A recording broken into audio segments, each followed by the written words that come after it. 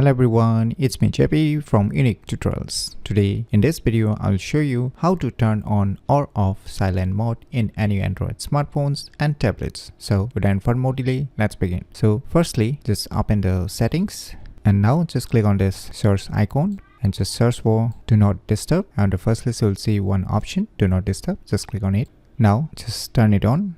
Now let me try to increase the volume. So now you can see here it's completely mute, as you can see here.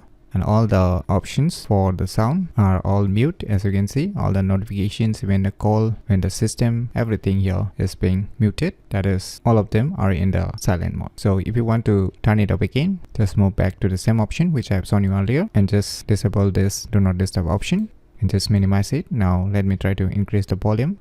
And now you can see all the sound options is available again. So now you can increase or decrease. As you can see, it's working perfectly. So by using this inbuilt option, you can easily turn on or off silent mode in any Android smartphones and tablets very easily. So if you never known about these cool tricks, then you should definitely give it a try. So if you find this video tutorial useful, please click on the thumbs like button, and if you're new to our channel, click on the subscribe button. And lastly, thanks for watching.